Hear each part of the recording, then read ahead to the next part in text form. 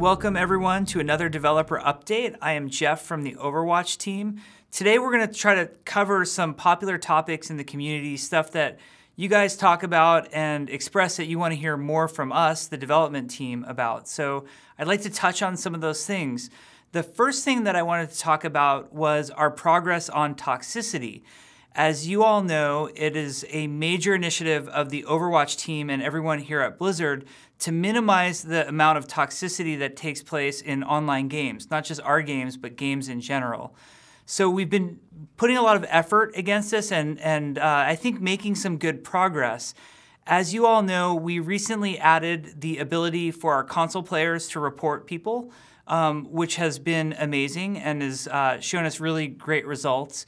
We also added warnings for people who were about to get suspended, silenced, or banned, that their behavior was unacceptable and that if they kept getting reported by other players or noticed by us here at Blizzard, that they would get in trouble, and that's helped a lot. And then we've also given feedback to those of you who are reporting players who are exhibiting poor behavior in the sense that you would get a message in the game itself that would tell you, hey, you reported somebody and we've taken action against them. I'm very pleased to report that in competitive play, since those features went live, incidents of abusive chat are now down 17%. So we measure the stuff and we track it, and we're very pleased with those results. And on the other hand, player reporting, so the amount of times that you guys actually report bad behavior, is now up 20%. So we're restoring faith in the system. It's starting to work much better, and it's actually having a big impact on the community. So we know those numbers are not as great as they could be. We know that the problem is not solved and things aren't perfect, but it's getting a lot better, and a lot of the initiatives that we're doing here at Blizzard are starting to make a difference. We've instituted some really interesting programs on that front as well. I'll just give you one example. A lot of these we don't like to talk about because we don't want players gaming the system or knowing what we can catch you for or action you for. But I'll give you an example of one thing that we've been doing that has proven very positive. We now proactively seek out social media sites like YouTube, for example, and look for incidents of very toxic behavior and track down the accounts that are participating in those and action them oftentimes before anybody's even reported them or they've shown up in any other place. So that's just one example of us being proactive that I think is going to make a big difference over time. Now, another popular community topic that always comes up is hero balancing, and people ask us constantly what's our philosophy on hero balancing, or why isn't my particular hero that I love buffed, and why isn't this particular hero that I hate nerfed? And I want to talk about how we come about with our balance philosophy. I always describe our balance philosophy as, or our balance process as, a triangle. And one point of that triangle is the community feedback.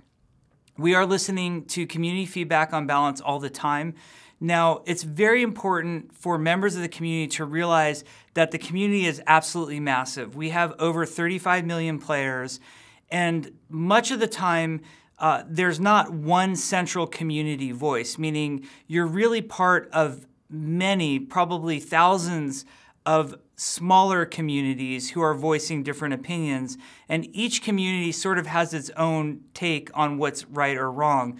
So oftentimes it's easy for us to feel like everybody feels the way that I do when that's not necessarily the case. But we are actively listening to community feedback. The other thing that we review constantly are statistics, and we do a ton of analysis on how the game is actually playing. These are undisputable facts about, hero play times, win rates, how fast ultimates are charging.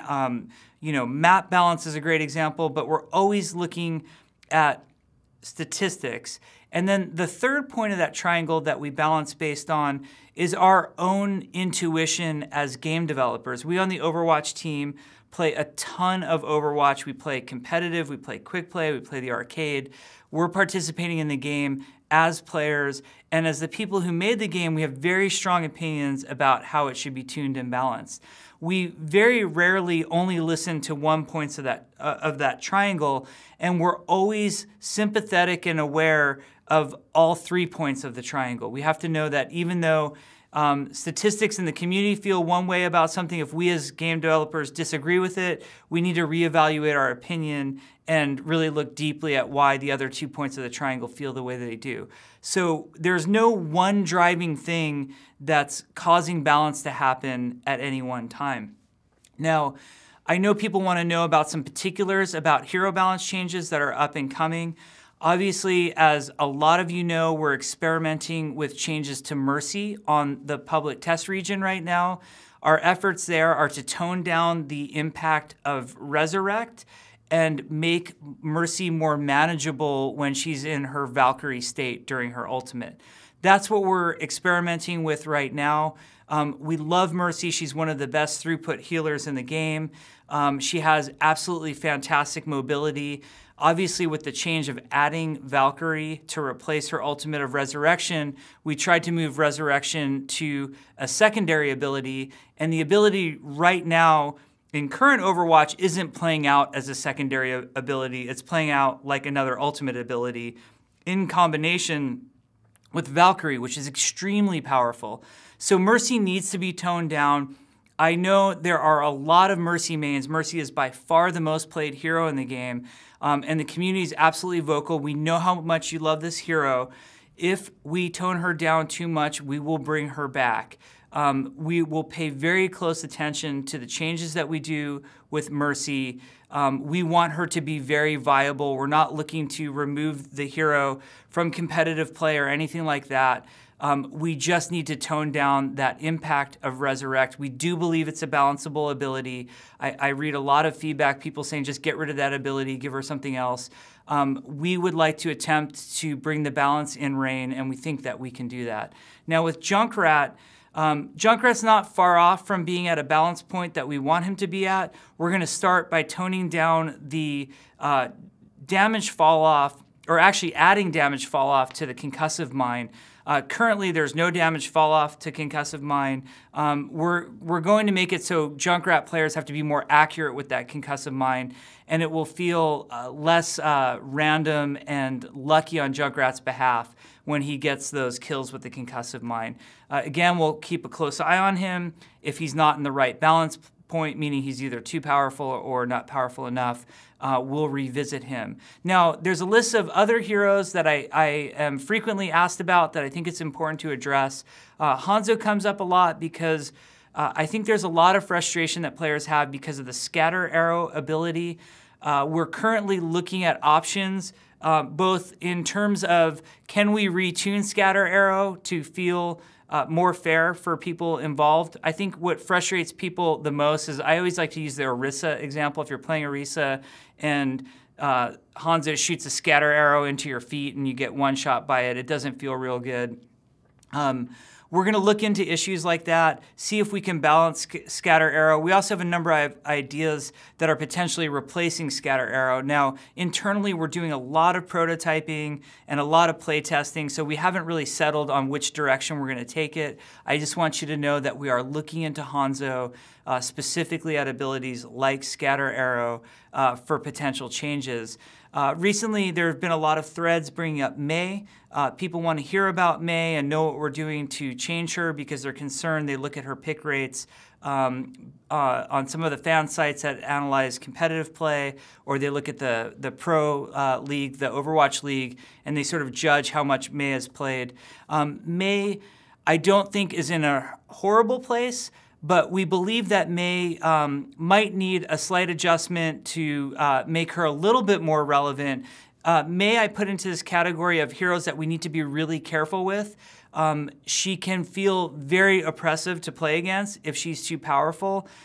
We want to bring her in balance. We do believe that she is a more situational character, meaning that Mei, even when balanced properly, might not be the right pick all the time, every single match. Now, Overwatch was a game that was designed for you to pick different heroes. We allow for hero changes to happen all the time. We designed the game so that there was nothing blocking you from having access to all 21 heroes when the game released, and now we're up to 26 heroes.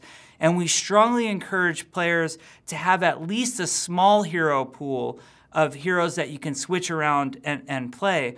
Now, I know the culture of maining and the culture of one-tricking has become very popular in our community, and you just need to know that if you're only going to play one or two heroes, you're going to have a hard time sometimes because your hero might not be relevant in all gameplay situations all the time.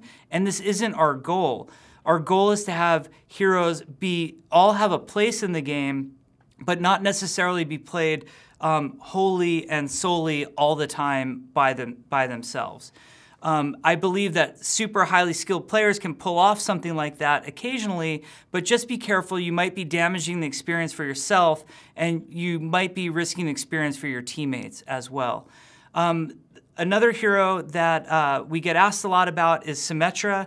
Symmetra is one that we're still discussing heavily. We don't believe that she needs major buffs. We do believe that she is a very situational character, and that's how she's designed, meaning that there are going to be occasions where Symmetra is not the right pick. Now, we recognize that right now she doesn't have enough usefulness across the board, and we'd like to give her a little bit more, but that doesn't mean that we believe that she's ever going to be at a place where her pick rate is way beyond where it is right now. We think we can improve it, but she is kind of a situational character. She's built to be a defensive character who owns a certain space, and that's the design that we're really excited about right now. Because she has that certain kit and that's how she plays, it's going to be difficult to make her 100% useful in all situations.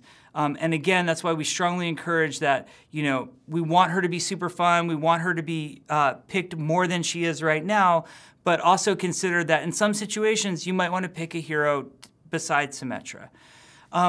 Those are some of the things that I wanted to cover. I know that there's a lot more topics that you guys want to hear about. I know you'd love to hear about all 26 heroes and where we think we're at with them in the balance.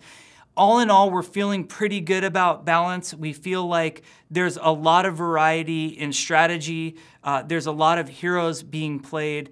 We're constantly looking at what you guys are doing, the Overwatch fan base at large. We're following your behavior very closely, and we're watching what heroes you play and how you're performing. And we're also keeping a very close eye on the pro scene as well, because that informs where the game is going and how the game can be played at the highest levels of skill. It's all very helpful to us, and we really appreciate all of your participation.